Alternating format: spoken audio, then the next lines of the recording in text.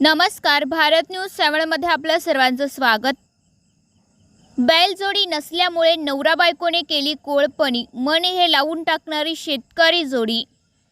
नांदेड जिल्ह्यामध्ये सध्या पावसाने दडी मारल्यामुळे शेतकरी आपल्या शेतीची मशागत करण्यात व्यस्त आहे.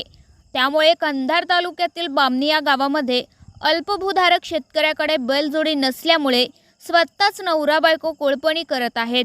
नवरा कोळपणी ओळख आहे तर बायको कोळप हातात धरून आपल्या शेतात कोळपणी करत आहेत. हे चित्र पाहून मन नसून झाले. सध्याच्या कलियुगामध्ये असे काम करणारे तुरळ शेतकरी आढळतात, पण अशा शेतकऱ्यांना शासनाच्या कुठल्याही सोयी सुविधा मिळत नसतात.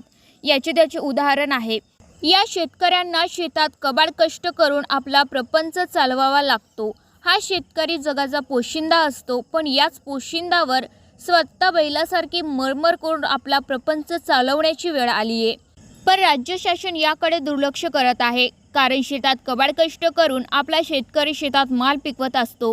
त्या मालाला बाजारभावामध्ये कवडीमोल किंमत दिली जाते, पण शेतकऱ्यांना शेतीत तेवढेच कष्ट करावे लागते की त्याची विचारणा न केलेली बरी. पण या कष्टाचे मोल महाराष्ट्राचे मुख्यमंत्री देवेंद्र फडणवीस, उपमुख्यमंत्री एकनाथ शिंदे, उपमुख्यमंत्री सुनेत्राताई पवार शेतकऱ्यांच्या मालाला ठरवून योग्य भाव देतील का, असा प्रश्न महाराष्ट्रातील शेतकऱ्यांना पडला आहे.